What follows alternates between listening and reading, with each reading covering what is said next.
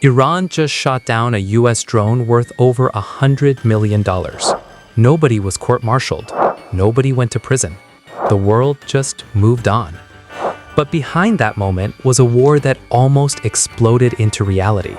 A war that military analysts say could reshape the entire Middle East. A war that both sides have been quietly preparing for decades. And here is the part nobody tells you. Iran is not what most Americans think it is. This is not a pushover country with a rusty military. This is a nation that has studied American warfare for 40 straight years. And what they found, trust me, will make you rethink everything. The question is not just who wins on paper. The real question is what victory would actually cost, because the answer is darker than any headline has ever admitted. We are going to go deep into the real military power of both sides. We are going to expose the strategies, the weaknesses, and the hidden wildcards. And by the end of this video, your entire picture of this conflict changes forever. If you want the unfiltered truth behind the world's most dangerous standoff, subscribe to History Lab right now. We dig into what mainstream media buries and what governments hope you never find. Hit that subscribe button, because what comes next shocked even seasoned military analysts. Let us start with the obvious stuff and then shatter it. On paper, the United States military is the most powerful force in human history. America spends more on defense than the next 10 countries combined. That number sits around $800 billion every single year. The US Navy alone operates 11 nuclear-powered aircraft carriers. No other country on Earth has more than 2. America has roughly 1,300 fighter jets ready to fly at any moment. Iran has maybe 300, and many of those were aging Cold War relics. In a straight conventional war on open ground, the US wins fast. But here's where it gets really disturbing. Iran is not planning to fight that war. They figured out a long time ago that matching America tank for tank is suicide. So they built something far more dangerous, a strategy designed specifically to bleed America slowly. Military experts call it asymmetric warfare. Ordinary people call it the art of making a superpower pay an unbearable price. Iran has spent decades building a network of proxy forces across the Middle East. Hezbollah in Lebanon, trained, funded, and armed by Tehran, has over 100,000 missiles. The Houthis in Yemen have already proven they can shut down Red Sea shipping lanes. Iranian-backed militias in Iraq have attacked American bases over 200 times since 2021. This is not a future threat. This is already happening right now. And wait, this next part shocked even historians. Iran built most of this network after the US invaded Iraq in 2003. They watched America topple a government in weeks, and then they watched America spend 20 years bleeding out in the aftermath. Iran took notes. Every guerrilla tactic, every IED design, every pressure point where American political will could be cracked. They studied the American way of war like a student studying for the most important exam of their life. And honestly, they became very good students. Now, let us talk about the geography, because this changes everything. Iran is not a small country you can just roll tanks through.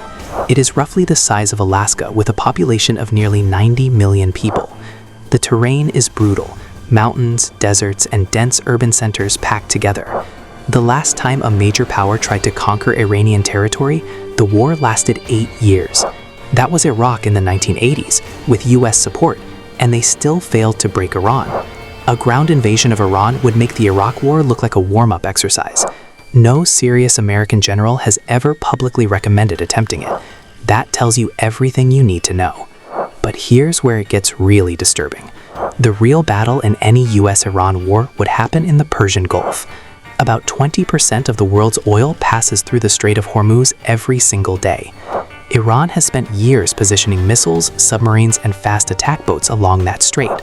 They can close it, maybe not forever, but long enough to send global oil prices through the roof. A closed Strait of Hormuz would trigger an economic shockwave felt in every country on Earth. America might win every single military engagement and still lose the larger war. That is the trap Iran has carefully, patiently built. And the truth about this conflict is far darker than you think. Iran also has one of the most sophisticated cyber warfare programs on the planet. In 2012, Iranian hackers wiped the hard drives of 35,000 Saudi Aramco computers in a single day. In 2021, they hacked an Israeli water treatment facility and tried to poison the supply. These are not amateurs poking around on laptops in a basement. This is a state-level cyber army with real destructive capability. In a full war, American infrastructure, power grids, financial systems, military communications becomes a target. No bomb required, no soldier needed, just code. Now, let us talk about the nuclear question, because we have to. Iran does not currently have a nuclear weapon, but American and Israeli intelligence estimate they are weeks, maybe months away from the capability. This is the reason every US administration for the past 20 years has called Iran the top regional threat. A nuclear-armed Iran changes every military calculation on the table.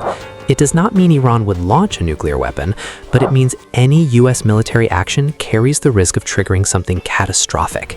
And that risk is exactly why Iran has invested so heavily in its nuclear program. It is not about pride, it is about survival insurance. And here's where it gets really disturbing. The United States has already been in a low-grade war with Iran for over 40 years. It started with the 1979 hostage crisis, when Iranian students seized the US embassy in Tehran. 52 Americans were held captive for 444 days. The rescue mission, Operation Eagle Claw, ended in disaster in an Iranian desert. 8 American servicemen died without a single shot fired at the enemy. That humiliation shaped American foreign policy toward Iran for decades, and Iran never forgot that America tried to come for them. In the 1980s, the US backed Saddam Hussein in the Iran-Iraq War. Chemical weapons were used against Iranian soldiers, with American intelligence support. Tens of thousands of Iranians died. To this day, Iranian leaders point to that chapter as proof of Americans' true intentions. It is not just politics, it is a deep national wound. That wound drives Iranian military thinking more than any other single factor. No one talks about this, but in 1988, the US Navy shot down Iran Air Flight 655. 290 civilians were killed, including 66 children. The US called it a tragic mistake. Iran called it murder. The officer who commanded that ship was later awarded a medal. You cannot understand the depth of Iranian hostility toward America without knowing that story. That single incident explains more than a decade of diplomatic failures ever could. And then came 2020. The United States assassinated General Qasem Soleimani with a drone strike in Baghdad. Soleimani was not just a general. He was the architect of Iran's entire regional strategy. He had more influence across the Middle East than almost any other individual alive. Iran's supreme leader wept publicly on live television. Tehran launched ballistic missiles at US bases in Iraq within days. Over 100 American soldiers suffered traumatic brain injuries. Iran called it a first step, not a last step. That distinction matters more than most people realize.